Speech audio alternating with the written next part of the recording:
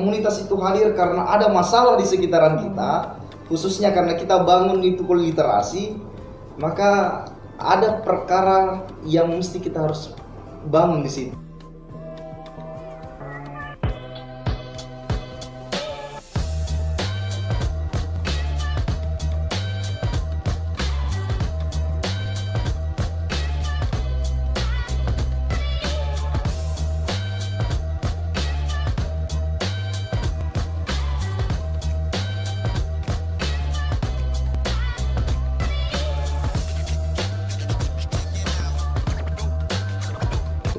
Apa itu?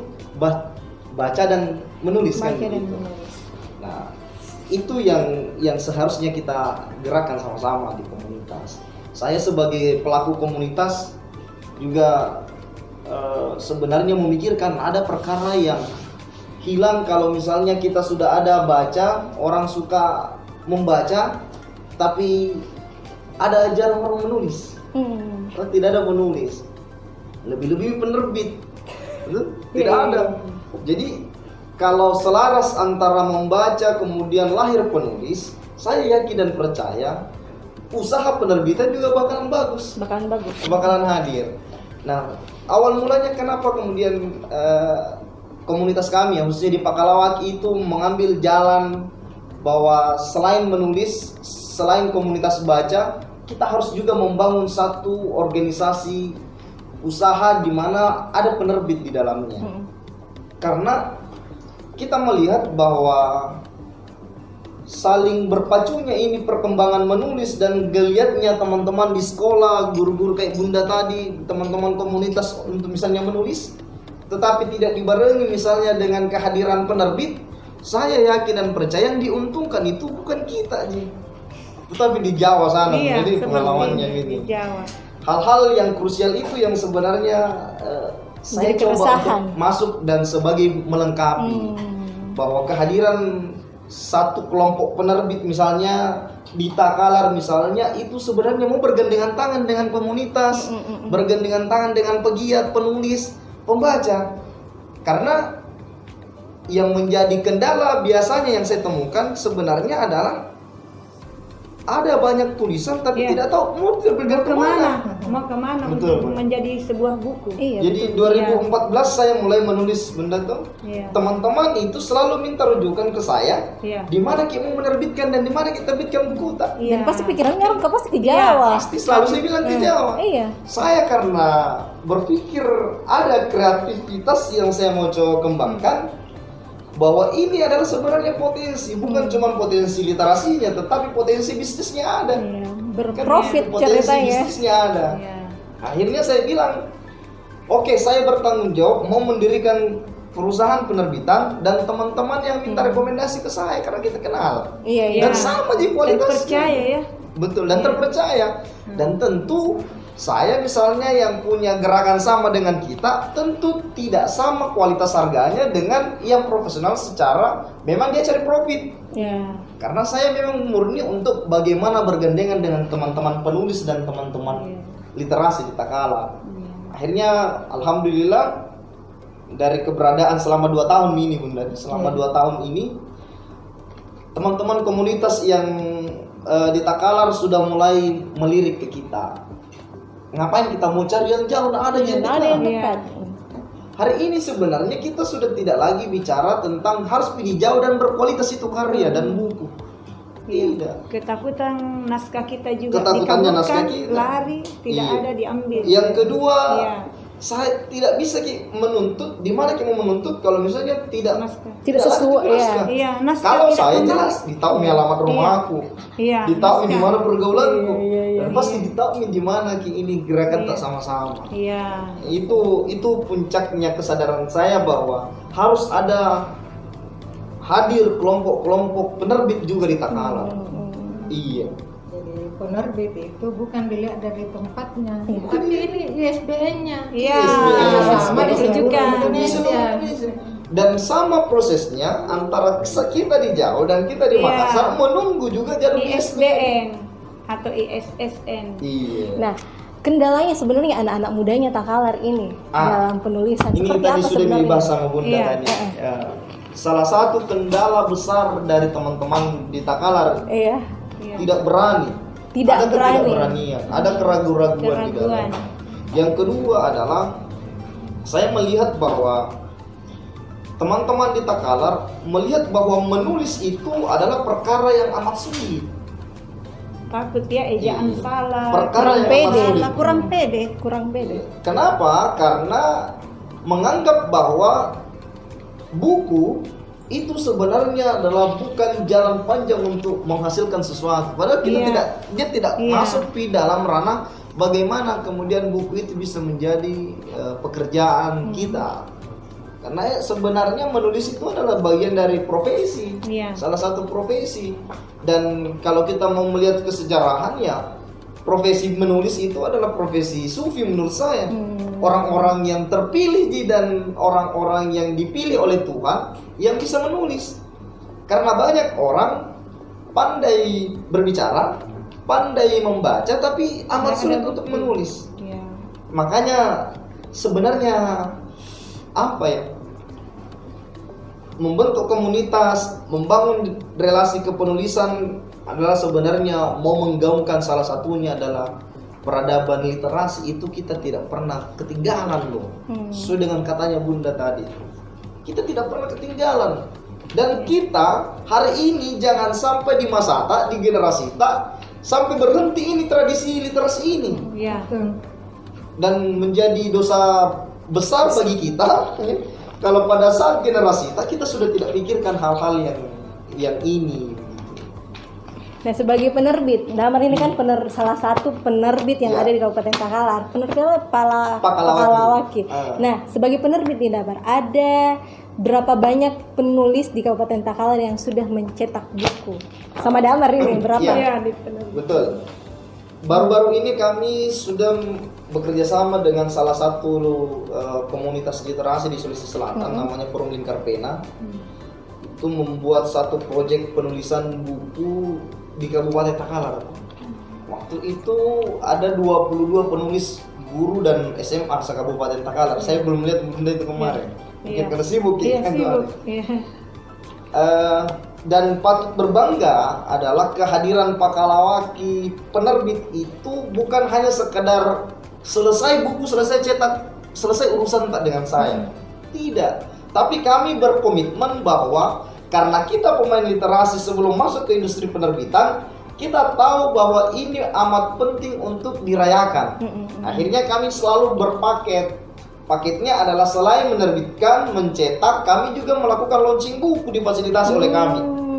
Dan terakhir dengar info bahwa di antara 8 kabupaten kota yang ikut challenge ini, kegiatan FLP ini yang didukung oleh Dinas Pendidikan Sulawesi Selatan, itu hanya Takalar yang melakukan program launching bukunya. Karena kami berupaya bahwa kesadaran literasi tidak hanya sampai kepada hanya sekedar selesai buku, terserah kita. Terserah kita. Saya tidak begitu. Fasilitas saya adalah full fasilitas, tapi harga bisa nego lah. Minimalitas sih. Kalau begitu insya Allah novel saya. Nah ini yang sebenarnya berharap keamanan. Saya dalam juga banyak naskah. Selama ini naskah-naskah buku saya 14 buku pemenang.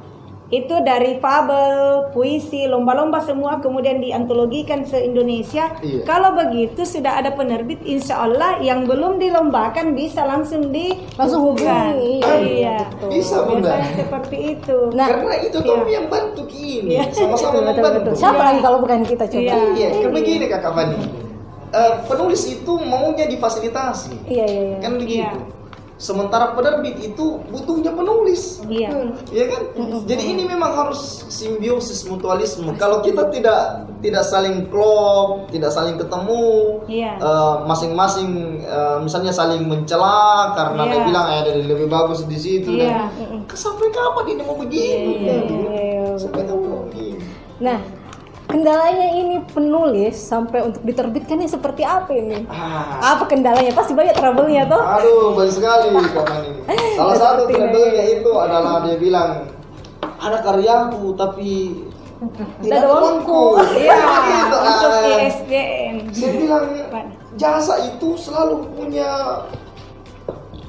selalu harus ada timbal balik. Iya, betul.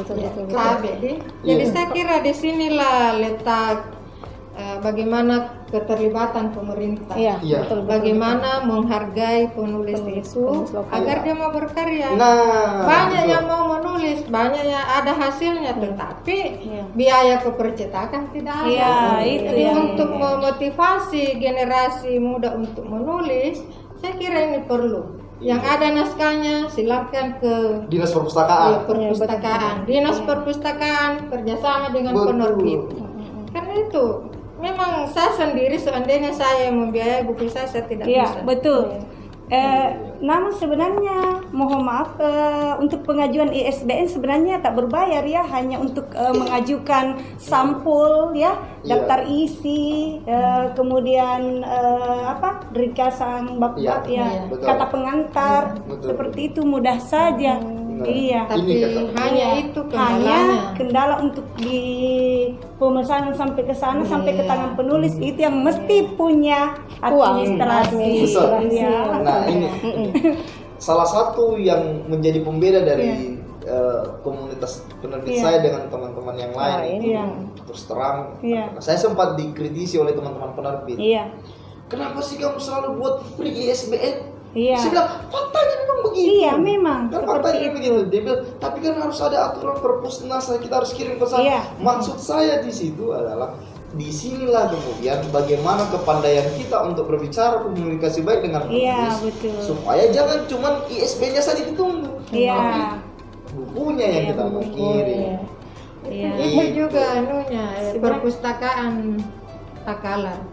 Apakah sudah merekomendasi itu buku-buku terbitan generasi Takalar untuk dimuat di perpustakaan? Kalau saya sudah di channel sebenarnya sudah diberikan reward bagi penulis. Ada Bunda, itu tergantung dari penerbit. Kalau saya kan kepala perpustakaan SMA Negeri 1 Takalar, alhamdulillah sudah beberapa tahun banyak. Di situ sebenarnya buku-buku yang akan dibeli itu sebenarnya yang mengajukan proposal ke Kemendikbud itu penerbit. Penerbit menulis proposal kemudian mengajukan ke kementerian beli deh buku yang mana yang untuk ini atau informasi yang baru. Sangat baik sekali. Buku Bunda ada kurang lebih 500 berada di perpustakaan SMA Negeri 1 Takalar, part pelajaran 1 untuk siswa SMA. Di situ saya melihat buku-bukunya Bunda semua, ibu dosen saya. Orang SD sampai kelas 12 sudah ada. Itu bekerja sama dengan kementerian dengan ini, tapi penerbit yang usulkan, penyalur. Penyalur. Iya, penerbit juga. Dan mungkin juga kendalanya dengan penulis ini setelah buku saya sudah ada nih. Ini penyalurannya seperti apa? Mungkin itu trouble selanjutnya sepertinya. Salah satu kendala yang buat orang penulis itu pesimis untuk menerbitkan karya. Siapa yang mau baca? Apresiasi. Jadi kita juga selalu punya gerakan namanya ayo beli buku teman. Karena kenapa? Kita ini kan memodalinya misalnya boleh pinjam, misalnya kita pakai tabungan. Ini kan dengan harap ada nilai tambah setelah hasil. Ada hasilnya. Tapi karena kadang-kadang teman-teman itu tidak mengerti soal perjuangan kita, maunya minta gratis. Tidak di. Jadi saya bilang kasihan mentom penulis kalau terus. Kasihan minta. Dan disitulah juga awal mula kematian penerbitan itu karena tidak ada karya lagi, tidak ada naskah lagi yang mau diproduksi. Nah, Bu Sumarni, bukunya sudah berapa ini salah satunya ya? 14 buku pemenangan. Ini buku solo. Ini dari hasil Duta Literasi Provinsi Sulawesi Selatan tahun 2008. Itu kami diberi tantangan menulis dalam kurang lebih 1 bulan sudah ada naskah dan sudah cetak. Jadi kurang lebih di Sulsel untuk guru-guru. Untuk guru-guru itu 400 yang berhak masuk itu menyelesaikan naskah dalam target waktu yang ditentukan. Jadi ini untuk Duta Literasi Nasional. Kalau ini Adi Acarya Award. Itu. Kalau Bunda sudah berapa Bunda? 14. Nggak bisa dihitung. Nggak bisa dihitung banyak sekali nih. Ada novel juga Bunda Dek? Iya. Insya Allah. Iya, coming soon nanti novelnya. Ada juga buku pelajaran, ada juga ini Kelo Panyaleori. Iya. Ini sudah jilid keberapa ini Bunda? 33 jilid. Sudah 33 jilid. Masih ada jilid selanjutnya ini Bunda? Atau sudah sampai stop sampai sini? Ya, Menulis terus. karena buku ini Heeh. itu namanya Kelo Panyaleori. Saya terinspirasi dari aksara Luntara, kaki kukeko sampai hagi kuheko. Jadi itu kelong pertama itu muncul ya, itu dari K. Dari Karai Mapak Jaria. Bacakan ya. Iya. Kita mau dengar dulu. Karai Mapak Jaria. Karai Allahu Ta'ala. Iya kusomba, iya tong kupak nganroy. Kupak nganroy mi anjo, karain ku allobangi, landri erokku anggappa kasalamatkan. Kasalamatkan ku pala, kabagikan ku gaukan, napulirian si kontu papisangkana. Papisangkana rikatte, pakabelai riati, nanitunrai, ero kamak gaustala. Salai antu gautan, Punatea ki anyumba masabaknya karain Pak Jaria. Pesan-pesan. Papasan totoa. Pesan-pesan indah. Ya. Dan ini saya tidak ambil dari Kelo lama ya. Oh berarti ini baru? Iya, Oh. ini saya ya itu ya, namanya Hak seperti cipta ya. disampaikan bahwa hanya orang yang menulis lah yaitu yang diberikan hidayah untuk menulis ya. Dan menulis memang butuh keikhlasan.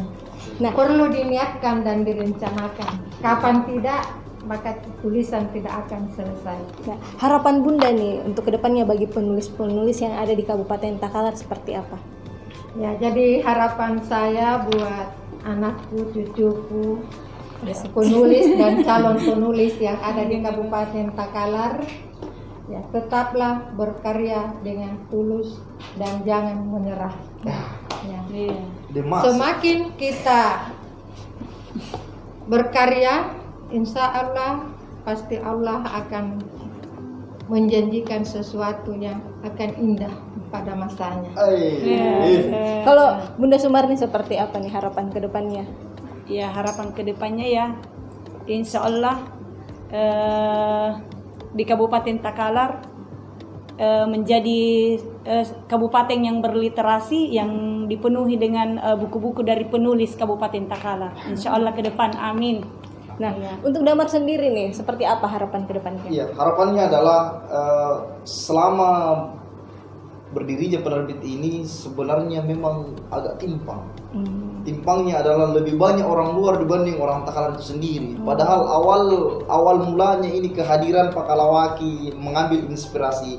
Pak Kalawaki pun ini karena kita mau mencoba untuk menggembala penulis-penulis ini untuk ikut menulis. Oh, dari situ ya. Jadi Pak Kalawaki itu penggembala. Kita digiring untuk di sini saja. Penggembala untuk bagaimana kita kali ini ada peradaban literasinya itu ada dan hadir. Penggembala jangan keluar ke Jawa seperti saya. Maksud saya begitu. Makanya kenapa orang berpikir kenapa Pak Kalawaki kok bahasa itu? Saya bilang kita tidak tahu bahwa dulu orang Pakalawaki itu, para Pakalawaki itu dia taunya menjaga, merawat, membesarkan. Semuanya itu hal-hal itu yang kita mau cari. Ternyata saya kabur ya ke tanah Jawa. Terlalu jauh kita. Terlalu jauh.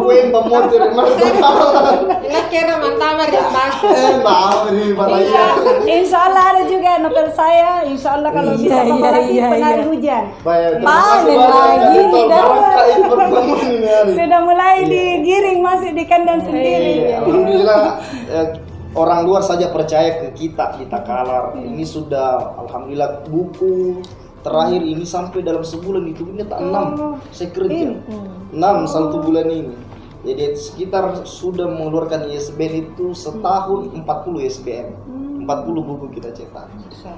Iya, dan saya berharap sekali bahwa kehadiran Pak Kalawaki ini memang benar-benar kita yang merasakan betul. Bundaku ini sebagai orang tua kita, sebagai guru-guru kita, ayo deh lihat gibeng anak tak cini karyanya gitu. supaya kita bisa hidup menghidupi kan begitu. Saling menghidupi.